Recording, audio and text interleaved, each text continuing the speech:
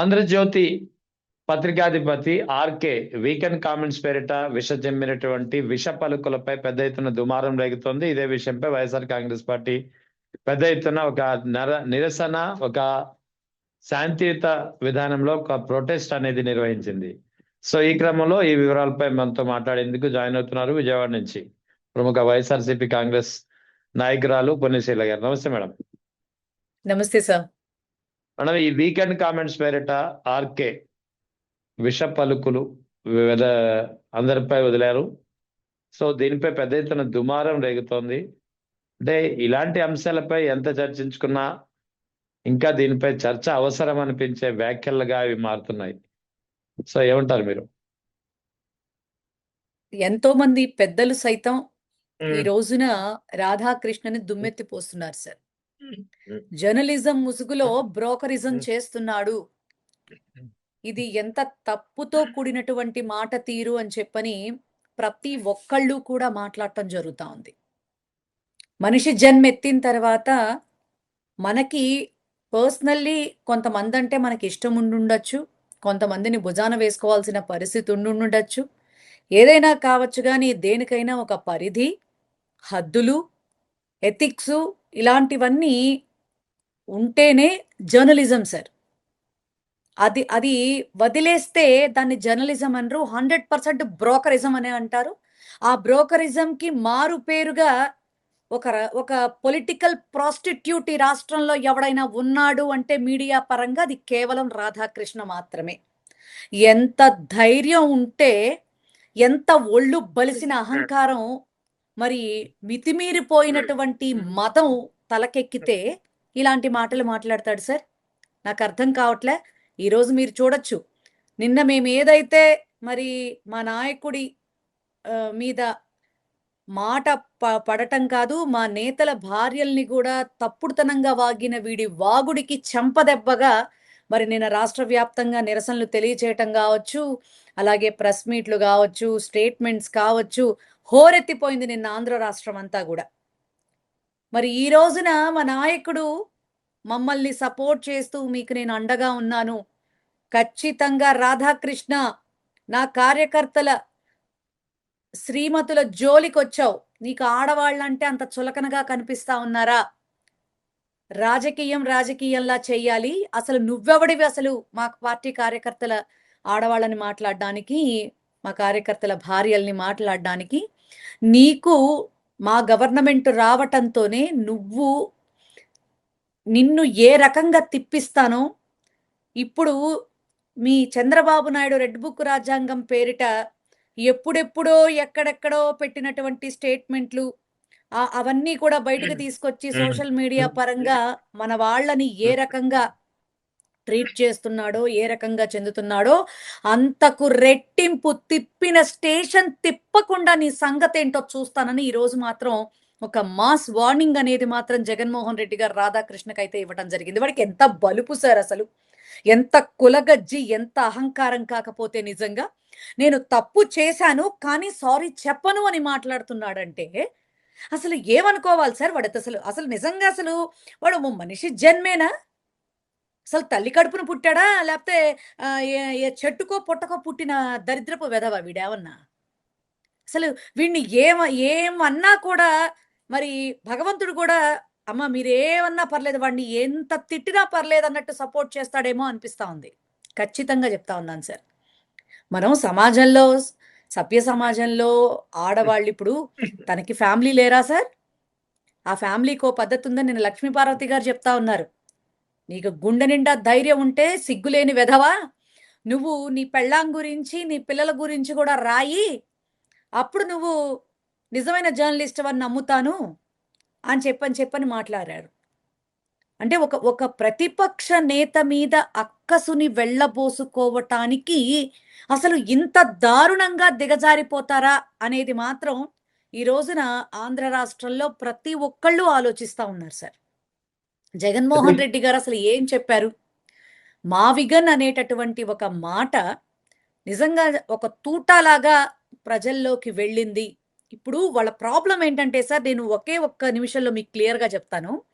మావిగన్ అనేది చాలా క్లియర్ గా అలాగే మన స్టేట్ బడ్జెట్‌కి అనుగుణంగా, అలాగే స్టేట్ బడ్జెట్‌కి ఎట్లాంటి ప్రాబ్లమ్ లేకుండా, ఆల్ ఫెసిలిటీసు ఉన్నటువంటి ఆ 110 కిలోమీటర్ల రాజధాని పోకడలకి కావాల్సినటువంటి ఆ ప్లేస్ ఏదైతే ఉందో, ఇప్పుడు ఆల్రెడీ అమరావతి పేర వీళ్ళు తీసుకొచ్చినటువంటి 60,000, 70,000 కోట్ల మోసానికి మరి ఇది నిజంగా తూటాలనే పేలిందిగా సార్. ఈ విధంగా ఏంటంటే, అమ్మో! ఈ ఈ ఇంత గొప్పగా రాజధాని గురించి ఆలోచన చేశాడు. మరి ఇప్పుడు చంద్రబాబు నాయుడు ఇప్పటి వరకు అమరావతి కోసం చేసిందంతా వృధా అయిపోవడమే గదా!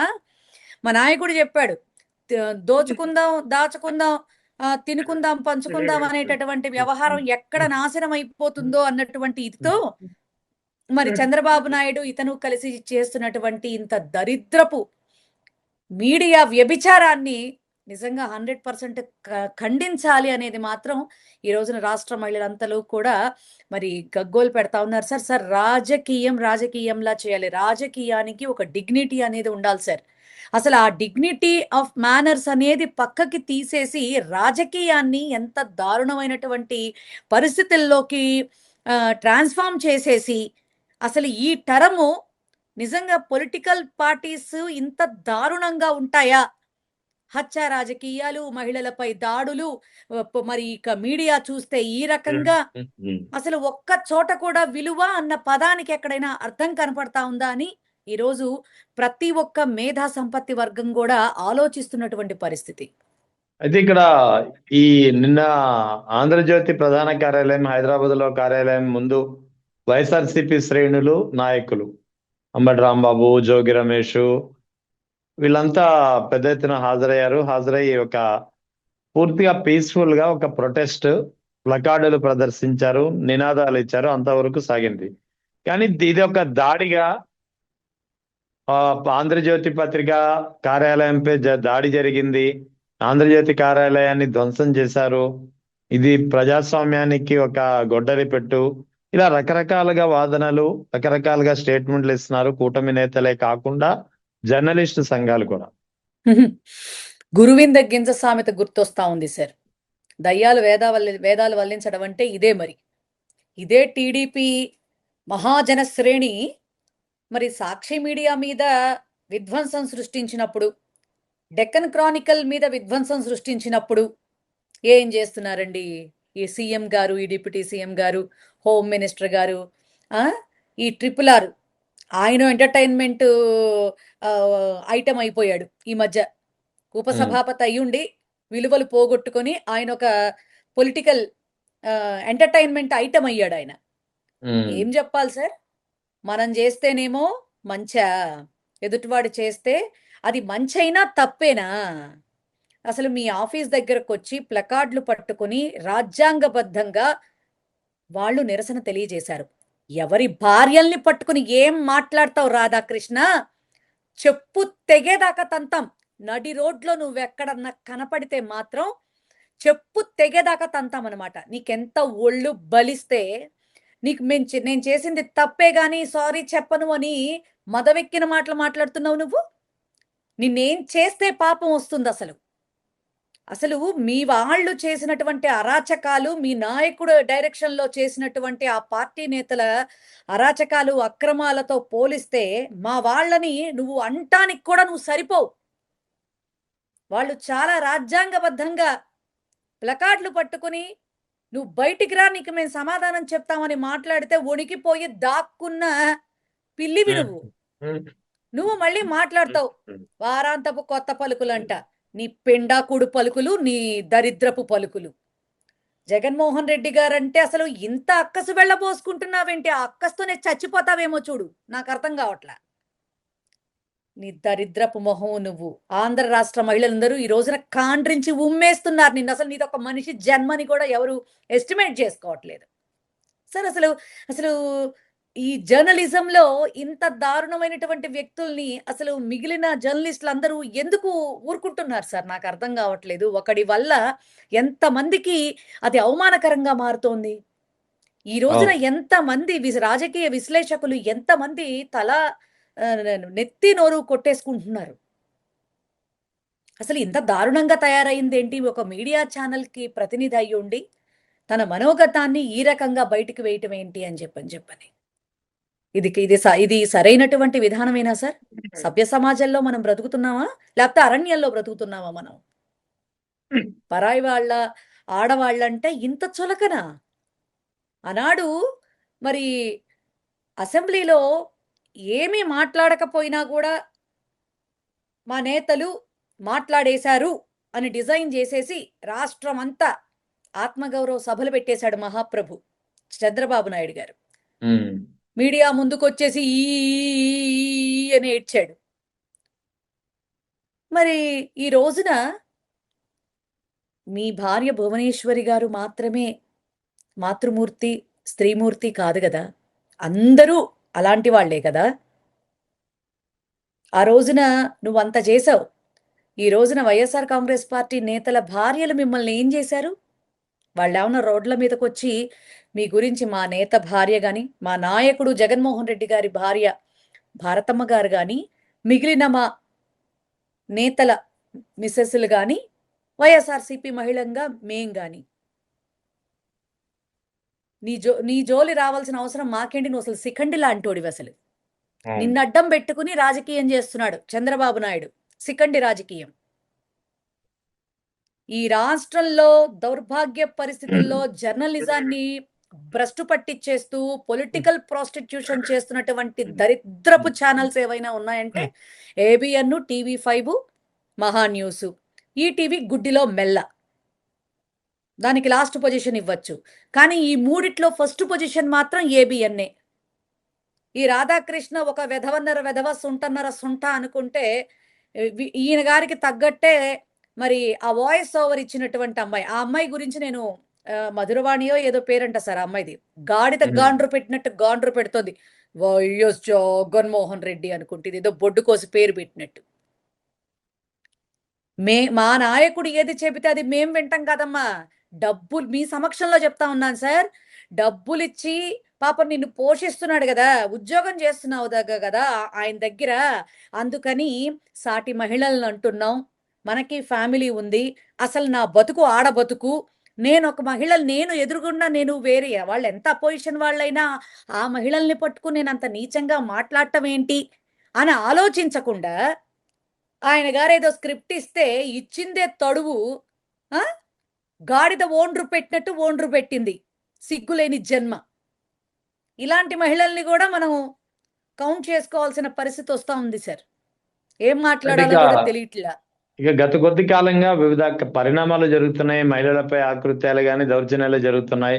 ముఖ్యంగా చాలా మంది నేతల రాసలీలలో బయటపడుతున్నా సరే ఇప్పటి వరకు స్పందించినటువంటి, నోరెత్తనటువంటి డిప్యూటీ సీఎం పవన్ కళ్యాణ్ ఈ అంశం అంటే నిన్న ఆంధ్రజ్యోతి పత్రిక ముందు ఒక ప్రొటెస్ట్ ఎప్పుడైతే వైఎస్ఆర్ కాంగ్రెస్ పార్టీ నేతలు నిర్వహించారో ఈ కామెంట్స్ పై కూడా మాట్లాడినటువంటి డిప్యూటీ సీఎం ఈ ప్రొటెస్ట్ ని బేస్ చేసుకొని ఈ దాడి, పెద్ద ఎత్తున దాడి చేశారు, అప్రజాస్వామికం ఇది అని చెప్పి ఆయన స్టేట్మెంట్లు ఇచ్చేసాడు ఆయన.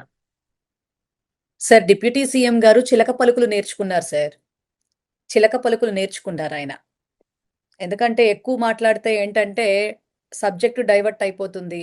ఆయనకు ఆయనే ఒప్పేసుకుంటా ఉంటారు, నాకేది చేత కాదు, నేను అసమర్థుణ్ణి, మరి మన పార్టీ అంత బలోపేతమైంది కాదు, మనం మూసుకుని ఉంటే 15 సంవత్సరాల పాటు మరి మీ అందరినీ తొక్కి మీ మీద నేను నుంచొని చంద్రబాబు నాయుడికి భజన చేస్తా ఉంటే నా ఈ పదవి కంటిన్యూ అవుతా ఉంటుంది. ఇలాంటి మాటలు చెప్పేటటువంటి ఒక నేత గురించి మనం ఏం మాట్లాడుకోవాలి సార్? విలువ అనే పదాన్ని, విలువలు అన్నటువంటి పదాల్ని ఖచ్చితంగా పవన్ కళ్యాణ్ గారు మర్చిపోయారు, చంద్రబాబు నాయుడు గారు మర్చిపోయారు, లోకేష్ గారు అసలు ఒక మహిళ అయ్యుండి హోమ్ మినిస్టర్ పూర్తిగా మర్చిపోయింది, విలువలు అనేటటువంటి కాన్సెప్ట్ ని పూర్తిగా మర్చిపోయింది. నిన్నగాక మొన్న అరవ శ్రీధర్ బారిన పడినటువంటి అమ్మాయి ఎవరైతే ఉందో హర్షవీణ, ఆ అమ్మాయిని రోడ్డు మీద పట్టుకుని కొడితే మరి దిక్కు దివాణం లేదు గాని ఇప్పుడు మాత్రం బయటకు వచ్చేసి నీతి సూత్రాలు వల్లిస్తా ఉన్నారు. ఏం చెప్పాలి సార్? ఏం మాట్లాడాలో కూడా తెలియనటువంటి పరిస్థితి. గంజాయిలు దొరుకుతా ఉంటాయి, ఎంపీ ఏంటంటే మినిస్టర్లు దొరికిపోతా ఉంటారు, అప్పుడేం మాట్లాడదు. ఆ? కేవలం చంద్రబాబు నాయుడు గారు ఇప్పటి వరకు చంద్రబాబు నాయుడు గారిని వాళ్ళ హెరిటేజ్ కంపెనీని ఏమన్నా అంటేనే బయటకు వస్తుంది అనుకున్నా.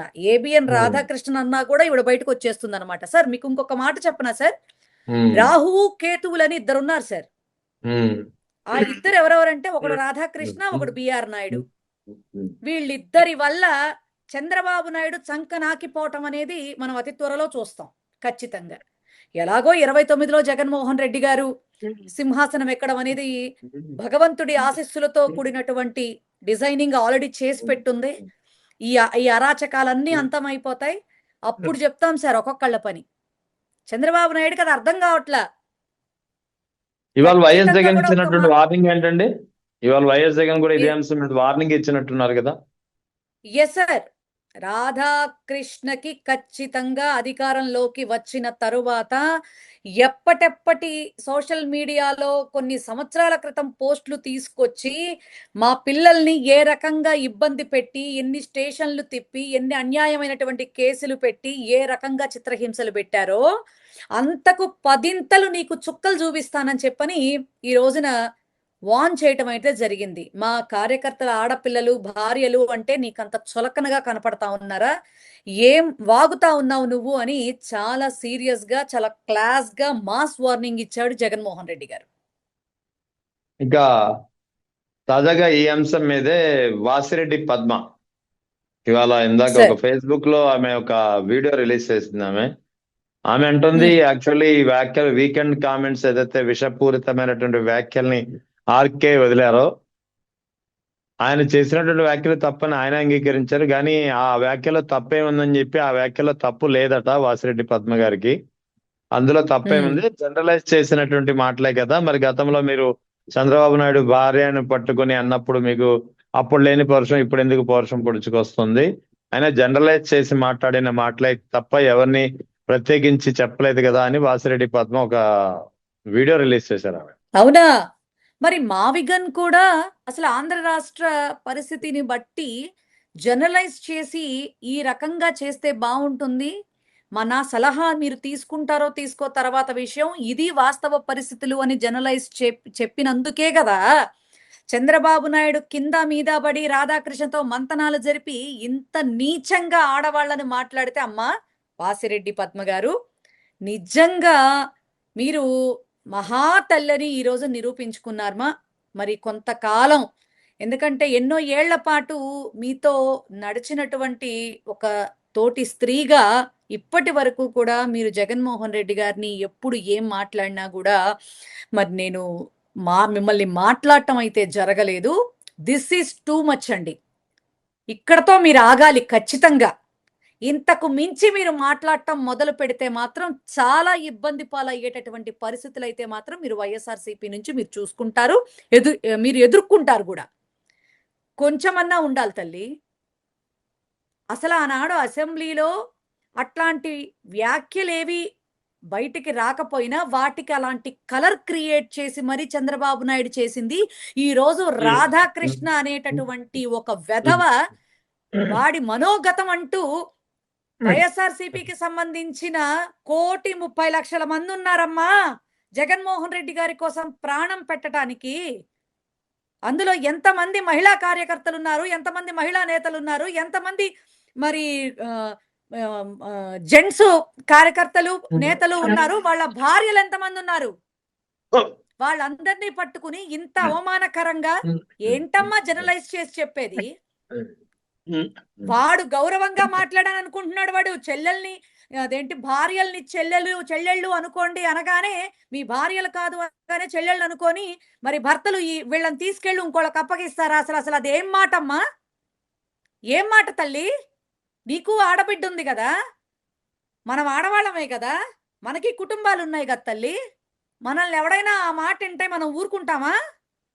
ఇప్పుడు నువ్వు బయటికి వెళ్ళిపోయావు కదా అని చెప్పని బయటికి వెళ్ళిపోయిన మాటలు మాట్లాడితేనమ్మా చాలా అసహ్యంగా ఉంటుందని వాసిరెడ్డి పద్మ గారికి నిజంగా చాలా గౌరవంగా, చాలా సవినయంగా మనవి చేస్తా ఉన్నా. దయచేసి అమ్మ నువ్వు చంద్రబాబు నాయుడు గారిని భుజాన వేసుకుంటే నీకు ఏదన్నా పదవి ఇస్తారని మరి ఆలోచించి ఇట్లాంటి కిరాతకపు మాటలు మాట్లాడటానికి ముందు వెనక ఆలోచించుకోకుండా మాట్లాడటానికి సిద్ధమవుతున్నారో ఏమో నాకు తెలియదు, కానీ మాట్లాడుకోండమ్మా. కానీ ఆడవాళ్ళ జోలికి వచ్చే విధంగా మాత్రం మీరు దయచేసి ఇలాంటి తప్పుడు వెధవల్ని, ఇలాంటి తప్పుడు రాతల్ని గనక మీరు మాట్లాడాలని ప్రయత్నం చేస్తే మాత్రం, సపోర్ట్ చేయాలని చూస్తే మాత్రం జీవితంలో చాలా దెబ్బతింటారు అమ్మా. నాకు ఈ రాజకీయ భిక్ష పెట్టినటువంటి మా గురువు గారే ఒక మాట చెప్పారు, మంచినీళ్ళు ఇచ్చినటువంటి వ్యక్తిని కూడా కష్టకాలంలో ఎవరిని మర్చిపోకూడదు అని.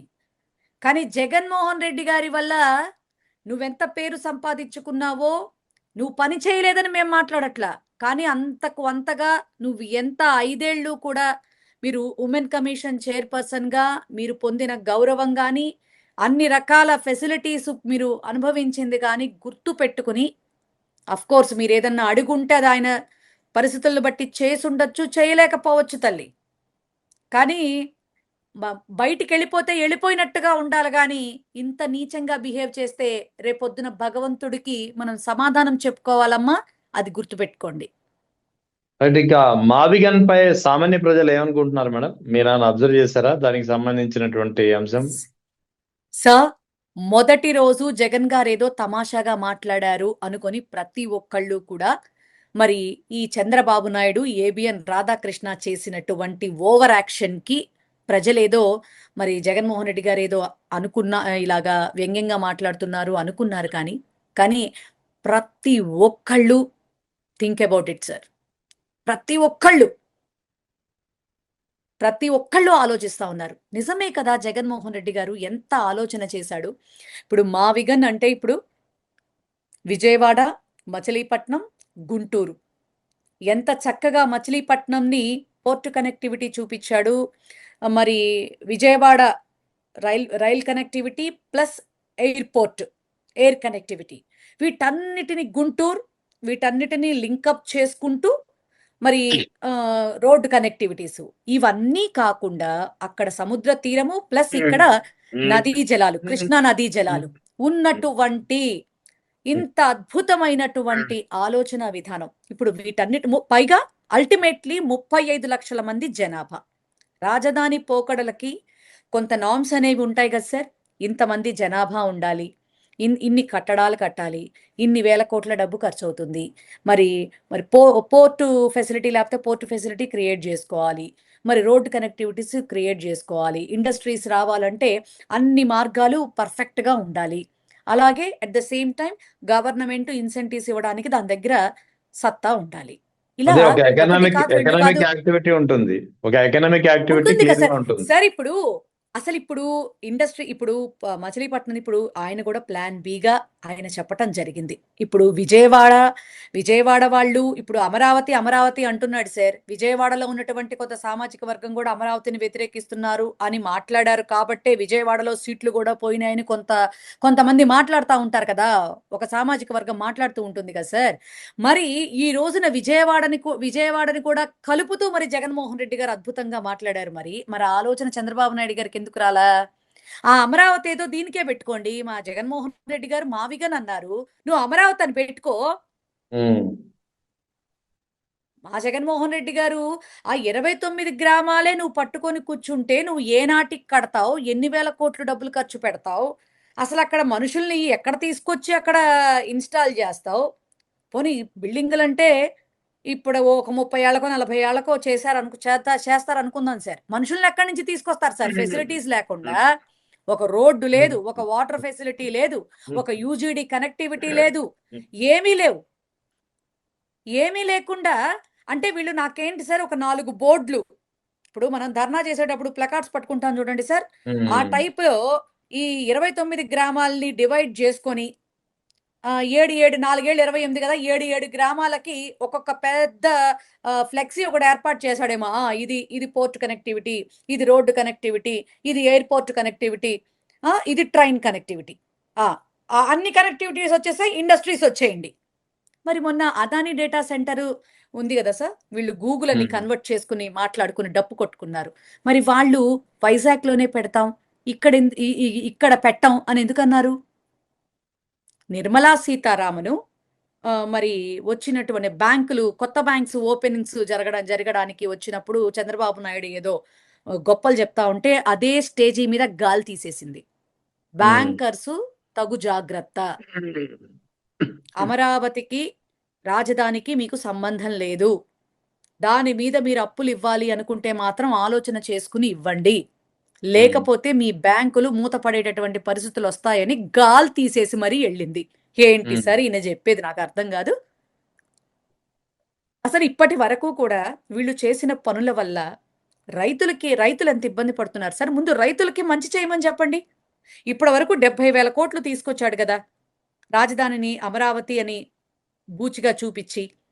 నీ మట్టి, నీ నీళ్లు, నీ నమస్కారాలు అమరావతి ఆవకాయ ఫెస్టివల్, ఇది తప్ప అమరావతి గురించి చెప్పుకోవడానికి ఏముంది? ఐకానిక్ టవర్స్ అంటూ చెప్తున్నావు. ఎన్ని సంవత్సరాలకు పూర్తి చేస్తావు? ఎన్ని వేల కోట్లు ఖర్చు పెడతావు? నీ వాళ్ళకి మొబైల్ అడ్వాన్సెస్ పేరిట చాలా దారుణంగా అప్పచెప్తా ఉన్నావు, మామూలుగా కాదు. ఓకే. ఏ రకంగా వీటన్నిటినీ పునరాలోచన ప్రతి ఒక్క వాళ్ళు కూడా చేసుకుంటున్నారు సార్. ముఖ్యంగా విజయవాడ, మరి మచిలీపట్నం, గుంటూరు ప్రజలైతే మాత్రం చాలా హ్యాపీగా ఉన్నారు. జగన్మోహన్ రెడ్డి గారు చాలా సుదీర్ఘమైనటువంటి ఆలోచన చేశారు. ఇది ఆచరణలో పెడితే మాత్రం చాలా అద్భుతంగా ఉంటుంది. తక్కువ టైంలోనే హైదరాబాద్ని డెవలప్ చేసుకునేంత విధిగా కంప్లీట్లీ ఐటీ హబ్గా వైజాగ్ని మార్చేసుకుని మనం దీన్ని కనుక ప్లాన్ బిని కనుక అమలు చేసుకుంటే గనక ఇప్పుడు ఎలాగో ఇటుపక్క మావిగన్ అని అనుకున్నా సార్, అటుపక్క ఉన్నటువంటి మరి అమరావతి రైతులు ఇచ్చినటువంటి ఆ 29 గ్రామాలకు కూడా ఒక వెలుగు వస్తుంది కదా సార్ ఖచ్చితంగా. అవునా కదా సార్? ఈ రకమైనటువంటి ఆలోచన వీళ్ళకి ఒక్కటే సార్. జగన్మోహన్ రెడ్డి ఇంత చిన్నవాడైనా, నా 40 ఏళ్ల అనుభవం, అతను మావిగన్ అని ప్రస్తావించేటప్పటికీ నా మైండ్ ఏంటో కూడా నాకు అర్థం కావట్లేదు. మరి స్టేట్మెంట్ ఇస్తున్నాడు సార్ సిగ్గు లేకుండా చంద్రబాబు నాయుడు గారు, నాకు డిక్షనరీలో దొరకలేదు అని. డిక్షనరీలో ఎందుకు దొరుకుతుందండి? మచిలీపట్నం అని దొరుకుతుంది, విజయవాడ అని దొరుకుతుంది, లేకపోతే గనక గుంటూరు అని దొరుకుతుంది. మావిగన్ అని ఎక్కడ దొరుకుతుంది? అది ఒక విజన్ ఉన్నటువంటి వ్యక్తిలోని ఆలోచనలోంచి పుట్టుకొచ్చినటువంటి ఒక అద్భుతమైనటువంటి ఆలోచన, ఒక విజన్. అది నీకులాగా కాదు కదా. ఎంత దారుణంగా సార్ వీళ్ళు, ఇది completely diversion of politics sir. మావిగన్ అనేది ప్రజల్లోకి కంప్లీట్ గా దూసుకెళ్ళిపోయింది. మరి ఆ తూటాని ఇప్పుడు ప్రజల్లోంచి బయటకు తీసుకురావటం వాళ్ళ వల్ల అవ్వట్లా. దాన్ని కొంచెం మార్చాలి అంటే వీళ్ళని ఎమోషనల్లీ బ్లాక్మెయిల్ చేయాలి, ఎమోషనల్లీ దిగజార్చాలి, ఎమోషనల్లీ వీళ్ళని అటాక్ చేయాలి అనేటటువంటి ఇదిలో ఇంత దారుణానికి దిగబడ్డాడు సార్. ఒక్కటైతే చెప్తున్నాను సార్, ఆడవాళ్ల జోలికి వచ్చిన ఎవడు కూడా బాగుపడినటువంటి చరిత్ర లేదు. మరి 2 విషయాలు సార్, ఒకటి భగవంతుడు, 2 మహిళలు. వీళ్ళిద్దరి జోలికి ఈసారి చాలా అరాచకంగా, అక్రమంగా, భయంకరంగా ఈ కూటమి ప్రభుత్వమే కావచ్చు, ఈ దిక్కుమాలిన బ్రోకర్ మీడియా ఛానల్సే కావచ్చు, విపరీతంగా ఆడుకుంటా ఉన్నారు. ఖచ్చితంగా దీని పర్యవసానం మాత్రం 100% చూస్తారు sir. Right madam, thank you very much. Thank you sir.